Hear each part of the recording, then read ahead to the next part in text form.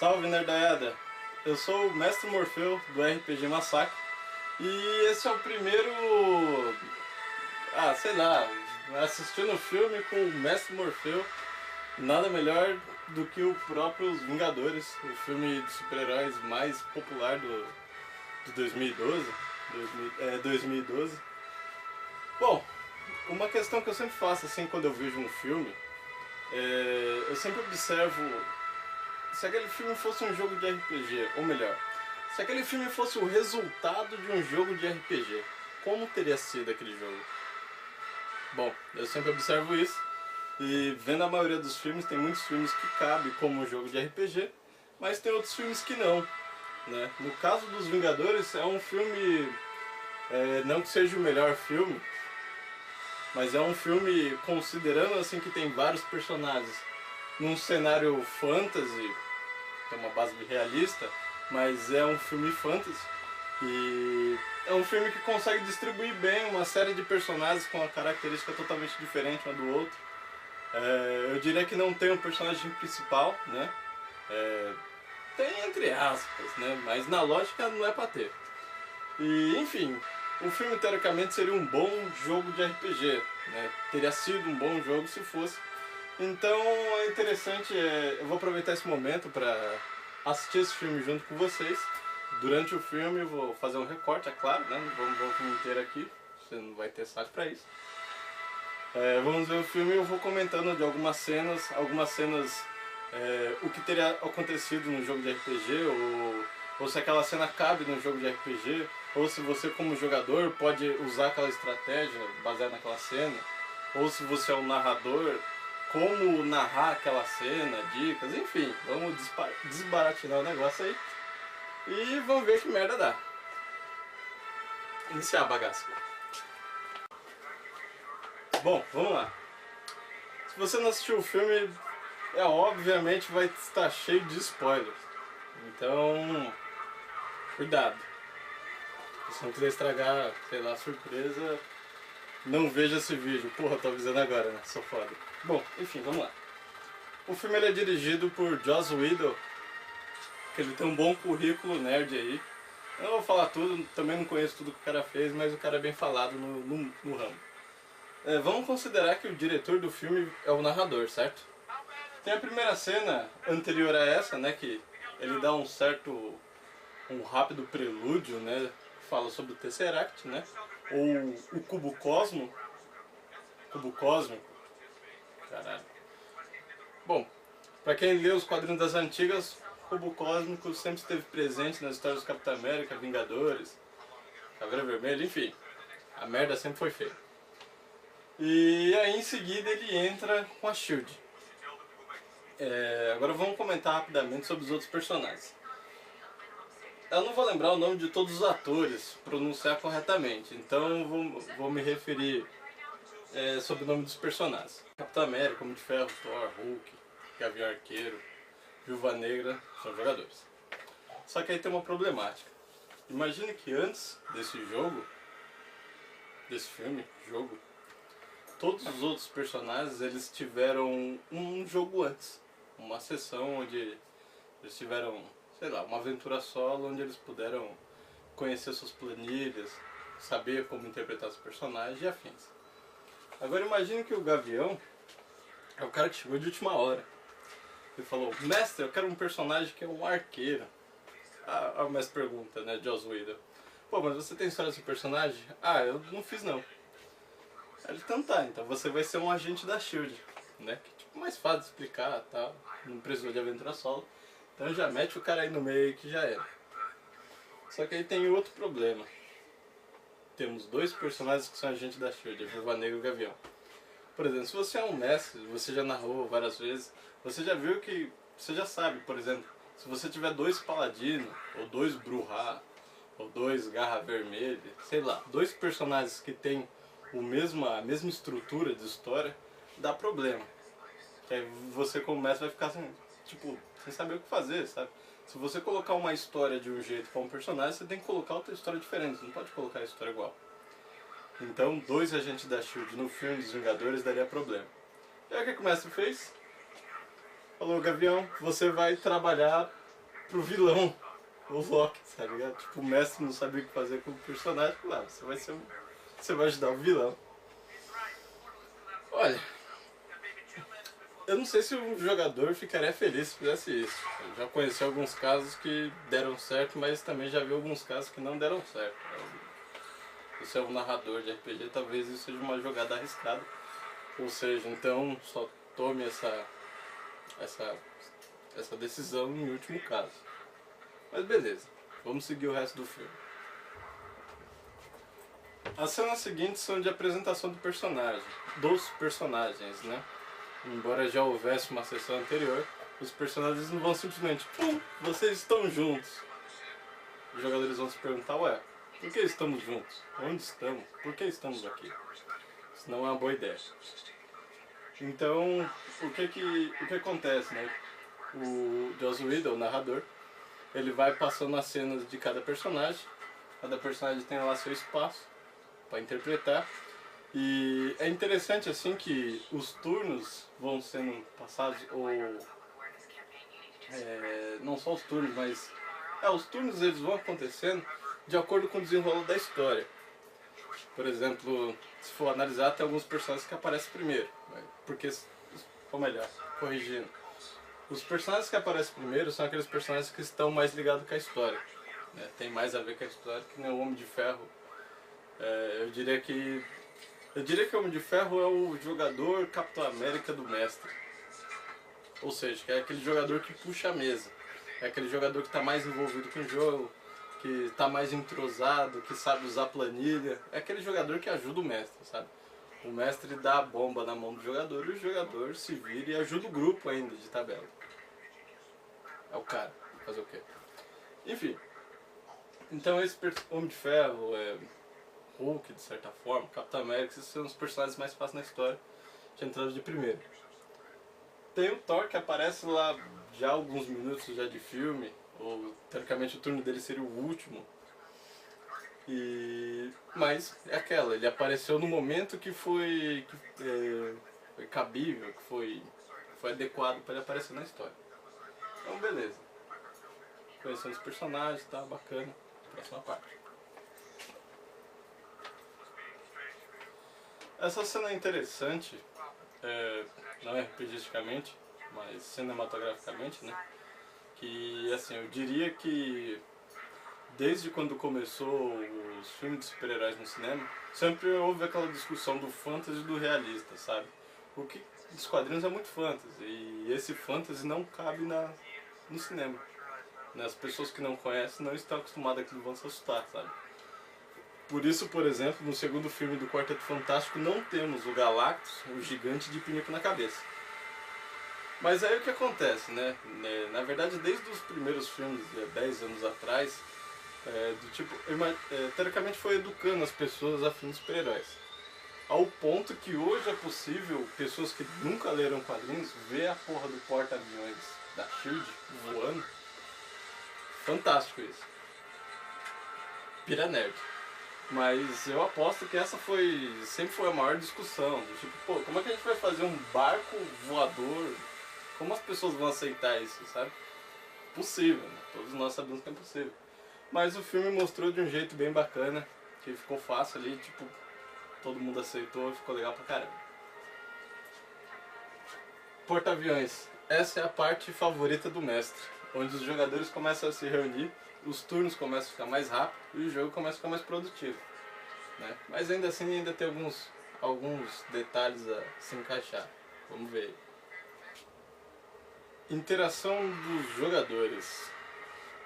Antes de prosseguir, comentar rápido aqui sobre os jogadores. Vamos lá. Capitão América.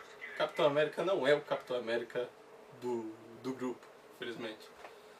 Eu imagino que é um jogador mediano, é um jogador que está conhecendo as regras, ele leva um tempo para se adequar no seu personagem. Então, eu diria que a performance dele no jogo foi razoavelmente bom. Não foi excepcional, foi bom. Bom, o Homem de Ferro é o jogador Capitão América. Então, realmente a performance dele no jogo foi excepcional. Viúva Negra seria aquela jogadora vamos supor, que conhece menos sobre RPG, que tem menos experiência, mas aquela que surpreende. Na prática, sabe, ela acabou sendo bem importante, bem participativo com a história. E... bom, enfim, foi bacana a Viúva Negra. Gavião também, aquele jogador meia boca, tipo, tá chegando agora. O Hulk seria aquele jogador, sabe, aquele jogador emotivo, aquele jogador que gosta de se emocionar e não tá muito preocupado com a história, assim, sabe? Então, vai de pé. E aí o que é interessante? Esses personagens que já tiveram uma sessão própria, que já tiveram seu ambiente, seu cenário, até que é uma característica muito forte para quem já jogou RPGs de super-heróis, é que cada personagem é um cenário diferente. E aí quando você reúne eles, você estava reunindo vários cenários que não tem nada a ver com o outro. Nem, por exemplo, o Homem de Ferro, que vem num cenário tecnológico e está prestes a encarar o Thor, que é um deus nórdico. Ao lado do Capitão América, um super soldado da Segunda Guerra Mundial. O que A tem a ver com... o que frango tem a ver com ovo, o que tem a ver com banana, sabe? Nada a ver. E essa é a graça, na verdade, de Supers, se você joga Supers RPG. E... bom, a cena a seguir é fantástica também. Cinematograficamente falando, eu diria que é um ótimo combate, né, de Super, né? Deixa eu avançar um pouquinho pra você ver. Vamos lá, um dos melhores confrontos do filme, Homem de Ferro versus Thor. Porra, da hora. Um jogo de RPG, jogador versus jogador. Eu diria que isso tem que ser algo mediado muito bem pelo mestre, senão pode estragar o jogo, pode estragar a aventura, pode estragar até a amizade dos caras, dependendo quem joga, sabe? Na verdade isso é ridículo, mas enfim, eu já vi isso acontecendo. Talvez não seja uma boa ideia, se você, mestre, se for usar isso, saber fazer isso muito bem. Não aconselho, a não ser que você faça, sei lá, manipule os dados, sabe? O filme inteiro, essa foi um dos melhores confrontos, na minha opinião. Na história dos quadrinhos, normalmente o Thor versus o Hulk costuma ser os melhores confrontos, né? Os personagens de Marvel são assim, né? Eles saem na porrada toda hora, né? Tipo, bacana, os nerds adoram. Mas enfim, tem essa treta aí que é bacana, de certa forma eu diria que ajuda, um pouco de ação ajuda a aquecer os jogadores, sabe? Pra não ficar aquele jogo monótono, assim, que tipo, os jogadores dormem. Então isso deixa a galera bem agitada, drenada e esperando mais, sabe? Então, bola pra frente. As cenas seguintes são... ele continua rolando diálogo entre os personagens, né? Agora que o grupo está finalmente reunido, eles trocam informações, o mestre dá espaço para os jogadores interagirem entre eles, sabe?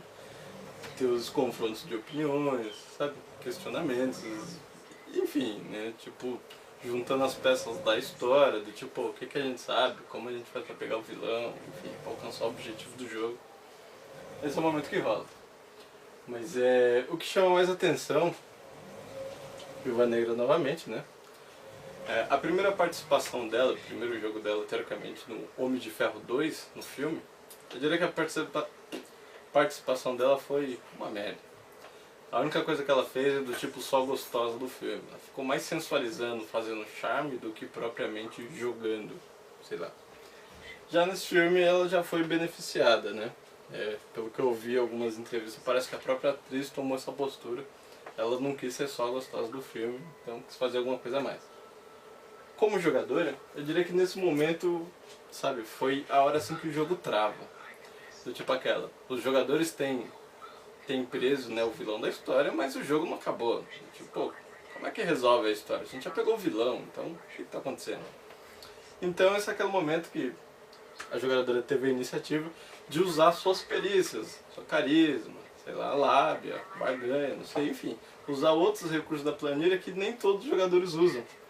Né? Essa é uma parte interessante, né? Que a maioria dos jogadores, assim, principalmente os iniciantes, que eles já chegam, acham que pode resolver o jogo no braço. Por exemplo, mestre, eu quero uma armadura igual Homem de Ferro, com um canhão que dá 300 de dano. Mestre, eu quero um martelo que conjura relâmpago. Aí chega a Viúva Negra, mestre, quero um personagem que tenha lábia. E teoricamente a função dela na história foi a peça que faltava, né, pra... Não diga a peça que faltava, mas, sei lá, se não houvesse essa cena, possivelmente o Loki teria conseguido o que ele queria. Vai saber, né? Enfim, a Viúva Negra contribuiu pro desenrolar da história e pro ficar um jogo legal. E vamos ver a sequência disso.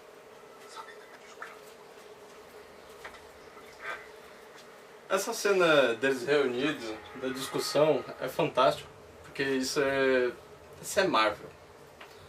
Sabe, pra quem gosta dos quadrinhos da DC, os quadrinhos da DC, os personagens são sempre amigáveis, são sempre legais, são sempre bacanas, são sempre super amigos. E tudo sempre dá certo. Na Marvel não, as coisas não acontecem assim, cara. Dá BO toda hora. Só os caras se reunir já dá BO. Antes de aparecer o vilão já dá problema. E achei fantástico que os caras resgataram isso, pra quem curte, acompanha os quadrinhos, os caras resgataram isso. E há uma discussão muito boa, né? E a sequência, né, é o momento que o Clint Barton reaparece, né? O jogador que está trabalhando com o mestre agora, né? Virou quase como PDM. E até esse momento do jogo é o momento que o mestre sorri, porque ele vê os jogadores preocupados, os jogadores debatendo, tipo, pô, e agora, o que vamos fazer? E aí, quando os jogadores estão lá, de certa forma, indefesos ou despreparados, o mestre vai lá e pá! Joga a bomba, estoura a bomba na cara do jogador. E aí começa o corre-corre pra tudo que é lado. Outro ponto importante dessa cena é que muita coisa acontece ao mesmo tempo, né? Todos os personagens estão trabalhando de alguma forma, todos os personagens estão agindo. E isso tudo ocorre de um jeito bem dinâmico. Parabéns, Joss Whedon, o mestre, porque é assim que deve ser um jogo de RPG, principalmente um jogo de supers ou um jogo de ação. Se você for um narrador e você tiver um jogo de ação, tem que ser dinâmico. Se você não for dinâmico, você vai apanhar, sabe? Os tipos de jogadores não vão gostar e vão arranjar desculpa pra faltar no próximo jogo, tipo isso. E tudo isso ocorre muito bem. Em supers, no caso, se você está jogando supers, você tem que narrar, você tem que propor a diversidade, né, o desafio para o jogador de acordo com o personagem dele. Por exemplo, o Homem de Ferro, né, ele foi consertar o motor. De certa forma, ele era o único personagem que podia fazer isso, né. Bom, a Viúva Negra deu azar de ficar com o Hulk, né. Claro que depois veio o Thor ajudar, mas de certa forma cada personagem está agindo ali, está contribuindo ao todo, sabe. E isso é importante. Tem alguns mestres assim que deixa até o jogador, deixa essa participação do jogador por conta dele, tá ligado? Ele joga a bomba na mão do jogador, o jogador se vira. Só que nem sempre dá, sabe? Às vezes tem alguns jogadores assim que eles ficam quietos no seu canto, esperando o mestre falar, é a sua vez, o que você faz? Então é isso que você tem que fazer, você tem que parar, olhar pro jogador e falar, e aí, o que você faz? Se tiver um jogador gritando do lado, mestre, eu quero fazer isso, eu quero fazer isso. Você, calma, espera a sua vez, é a vez dele. E rola o turno, tá ligado? E foi bem isso que o Joss Whedon fez, foi muito bom. Aproveitando até esse momento, do Hulk, que é um dos personagens mais difíceis de narrar, né? E eu fiz até uma postagem falando sobre isso, das dificuldades do Hulk. Olha o mestre dando risada. O mestre estaria com essa expressão nesse momento, vendo jogadores em pânico. Enfim, voltando pro Hulk. O Hulk é um personagem complicado, que eu diria que ao mesmo tempo que ele é um monstro, ele é intimidador, ele é o herói da história, então ele tem que ser carismático. Então foi um prêmio, foi parabéns aí, Joss Whedon de novo, né, o narrador, que ele conseguiu montar, criar cenas que o Hulk ele pudesse, tivesse espaço para essas duas facetas, né. Primeiramente, ele aparece como um ser intimidador, né? Coitado da Viúva Negra, né? Ou seja, Hulk é um cara perigoso, não esteja perto. Então seria, mestre, se algum jogador pedir pra jogar com o Hulk quando você estiver narrando, ou algum personagem parecido, então vê essas referências dos Vingadores, que é a melhor versão do Hulk no cinema. Os outros filmes também são bons, mas essa eu achei bacana. que não fica um personagem chato, fica um personagem dinâmico, rápido, fácil de entender, ficou bacana. E... deixa eu ver, o que mais posso falar? Ah, essa cena foi boa pra caramba. Bora pra próxima. Tenho que ressaltar porque que o Homem de Ferro é o jogador mais importante da mesa. Ele não é o principal do filme, mas ele é o jogador mais importante da mesa. Cara, o mestre fala, vocês estão num porta-aviões, num barco voador, e um motor para de funcionar. Picas da mão do jogador, os jogadores obviamente vão morrer. E... aí foi o Homem de Ferro, foi o cara que colocou o SF no peito, né? Sou foda. E ele foi lá e resolveu a bronca. Era o jogador que tinha as perícias necessárias, tinha os equipamentos necessários, era o jogador que estava preparado para a situação, foi lá, resolveu, salvou a mesa inteira. Pô, não é essa cena que eu tô falando. Pra próxima? Cadê o meu assistente aí pra ajudar a passar a cena? Pô. É dessa cena que eu tô falando. Homem de Ferro, Homem de Ferro. Muito boa isso.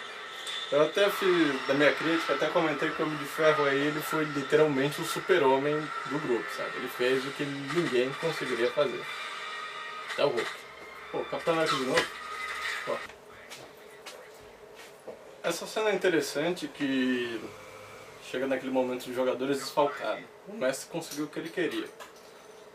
Causar um problema e espalhar o grupo. E o mestre fez isso de um jeito muito bom. Se você estiver narrando um grupo de supers e você quiser desmontar o grupo, você forçar os jogadores a fazerem isso através de interpretação não é uma boa ideia. É interessante você fazer isso no meio da pancadaria, sabe? No meio da pancadaria as coisas podem dar errado. Não é igual Liga da Justiça ou Super Amigos que as coisas vão dar certo sempre. Não, as coisas podem dar errado, sabe? Os jogadores podem tirar falha crítica. É lógico. Então você pode muito bem usar isso a seu favor. Eu já fiz isso, né? Eventualmente, assim, eu sou um narrador que eu não gosto de matar o personagem, mas eu também não deixo o personagem ganhar sempre. E quando o personagem é derrotado, ele perde uma briga, tipo, eu uso isso no interpretativo do personagem, sabe? Ele tem que viver com a sensação da derrota, do tipo, não consegui, e aí? Sabe? Então, mais uma vez o diretor fez isso muito bem, usou todos esses elementos de uma forma excelente. E aí fica a critério dos jogadores, e agora? O que eu faço? Olha o Thor. O Thor tem outra problemática na história. Eu diria que durante o jogo, o Thor foi o personagem que anteriormente ele brigou com o Hulk rapidamente, mas eu diria que ele gastou muito pontos de força de vontade na briga do Hulk. E a consequência, você vê ele no resto do filme, ele não fazendo nada muito grande, sabe? Do tipo como se ele estivesse economizando o personagem dele, né? Bom, acontece. Essa cena também é importante, mas se quiser ele pode trabalhar muito bem isso. Depois da cacetada, os jogadores ficaram desfalcados, eles vão ter que se ligar que eles vão ter que se reunir de novo para fazer o negócio funcionar de novo, sabe? Quer dizer, não funcionou da outra vez, mas agora vai ter que funcionar. Então essa cena é bacana que deixa bem claro isso, do tipo Thor, sei lá, talvez pós uma meditação, o Homem de Ferro fazendo os rápidos reparos, ou o Capitão América falando, não, deixa que eu assuma o negócio, tá? A redenção do Gavião, e a Viúva Negra também, com sangue nos olhos. E finalmente depois também o Banner, né? Do, tipo, embora com problemas do Hulk, né? Ele temendo o lado do Hulk, o Banner acaba tendo a consciência de ajudar o grupo depois. Até ele aparece de motinha, uma cena muito engraçada. Quer ver? Eu te mostrar só. Essa cena é divertida assim, de certa forma é a cena que todo mestre gosta. Antes de, sabe, de ele ferrar o jogador, ou ele tentar, ou insinuar que vai ferrar o jogador, há sempre aquele diálogo, né? Quase como o diálogo com capeta, com demônio, com grande vilão. E nada melhor do que o Homem de Ferro, o jogador que está mais à vontade com o seu personagem, o jogador que está mais ágil ali, mais esperto com o jogo. Perfeito essa cena. Mestre, se você é um mestre, você, obviamente, se você já fez isso, você vai adorar essa cena. E os jogadores, os outros jogadores também que estão assistindo vão curtir pra caramba. Toda oportunidade que você tiver de fazer uma cena dessa, faça. Divertido pra caramba. a pancadaria começa. Confronto Thor e Loki. Esse aí foi um dos pontos assim que... Não sei, se eu estivesse narrando o jogo dos Vingadores ou o filme dos Vingadores, eu não usaria essa cena. Porque na lógica, o Thor ganha do Loki. Mas no filme, ele não ganhou do Loki. Bom, tudo bem, acontece. O Thor tá sem pontos de força de vontade mesmo, ele tá cansado, tá tirando falhas críticas no dado, acontece, né? Não dá pra ganhar todos. Finalmente, o desfecho da história, do filme, do jogo, a parte mais legal do jogo, teoricamente, onde todos os jogadores estão na pira, com frases de efeito, cenas poses, afins. Até a chegada do jogador mais poderoso, o Hulk. A frase poser e a cena de impacto. Nesse tipo de caso, se você é o mestre, você pode até dar a cena, dar um sucesso crítico pro jogador só pra cena ficar legal, sabe? Tipo, dane-se a regra, né? O importante é se divertir. Vai ficar legal pra caramba, ó, porra, mó foda essa cena. Explodindo, tudo e tal. Moscaindo. Quem liga pros dados? E aí tem um efeito, né, que muda a situação, né? Os bichos ficam bravos, ó, sabe? Os personagens. Dá uma ênfase na interpretação dos personagens, narra os detalhes, sabe? Tipo, quanto mais detalhes, quanto mais ênfase você der nesse momento, melhor o jogo fica, né? Os jogadores ficam bem mais empolgados, ficam na pira maior de continuar o jogo.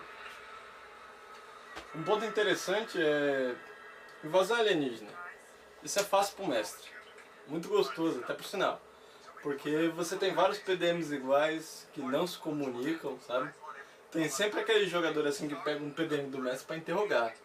Os caras são alienígenas. O que eles vão falar? Sei lá. E aí facilita a vida do mestre, que aí ele vai ter a mesma interpretação e a mesma jogada de dado pra todo mundo. Só que aí tem um ponto bacana no filme, que ele vai colocando ameaça aos poucos. Ele não coloca ameaça em tudo de uma vez. Ele, sei lá, coloca meia dúzia de alienígena, depois aparece 10, depois 20, depois 50. Até parecer esses bichos gigantes. Cena fantástica do Hulk aí, que quebra mesmo, desmaga mesmo. Melhor performance do Hulk no filme. Enfim, todos os personagens durante a cena de ação, novamente eles vão aparecendo aos poucos e vão tendo espaço, sabe? Eles vão agindo de acordo. E aí o Hulk é um dos últimos que aparece, então quando ele aparece mesmo. Faz a diferença na jogada. Outro ponto interessante também das cenas de ação é que assim, elas não são resolvidas só no braço. Claro assim, os jogadores gostam de soltar o braço, um dos supers ainda é fundamental. Soltar o braço é sempre divertido, desestresse e tudo mais. Mas é pra não criar aquele jogo viciado, do tipo onde os jogadores só colocam pontos nas bazucas, os pontos em força e tudo mais. Eu gosto sempre de lançar um desafio, é sempre bom lançar um desafio que é resolvido na inteligência. É bem o que acontece no filme, né? Enquanto os personagens eles saem no braço com o exército e tudo mais, que é um exército infinito, né? Ou seja, não adianta você ter 50, 100 de força, que você não vai ganhar a porra do jogo. E cena come. Boa. E aí a cena toda é resolvida pela Viúva Negra, né? Que como é a personagem com o menor poder de fogo, ela acaba agindo, tipo, sei lá, na astúcia. Sei lá, vamos tentar resolver, já que no braço não dá pra ganhar. Isso é interessante você usar isso em qualquer tipo de jogo, se você for narrador, claro. Né? Pra não ficar aquele jogo do tipo, se meu personagem não causar 30 de dano, eu não ganho. Sabe, tipo... Mas eu sou esperto, eu pensei em uma estratégia boa. E é bem isso que acontece, o filme é bem dinâmico e explora muito bem isso, sabe? Não fica aquele filme, o jogo pesado só na pancadaria, tá ligado? Tipo uma velha. Deixa eu ver o que mais. Bom, acho que é isso. Se você é um fã de RPG de super-heróis, você joga, ou você joga algum outro, sei lá, algum outro jogo de ação, enfim. Os personagens estão muito bem elaborados aí, muito bem montados. Assim, talvez tenha algumas divergências com os quadrinhos. Mas até se você não conhece os quadrinhos, esse filme está bem próximo, né, do que é o universo Marvel, Vingadores, né? Dá pra entender bem o que se passa. Olha o Gavião aí, agora é o momento dele, né? E todos os outros personagens aparecem por igual, sabe? Aparece por igual de acordo com a sua limitação, sabe? De acordo com suas qualidades e limitação. Isso tanto o jogador quanto o mestre tem que saber lidar com isso, sabe? Tipo, por exemplo, você não pode colocar uma ameaça que só um jogador resolva, mas você coloca uma ameaça onde todos os jogadores podem trabalhar em conjunto para resolver, sabe? Isso é a diferença, faz diferença. Essa dica até não só para supers, né? Fundamental em supers, mas funciona também em D&D ou outros jogos de ação aí que você curte. E é isso aí, galera. Eu vou sentar, vou curtir um pouco o filme aí, porque já tô suando aqui já. E até a próxima. Falou!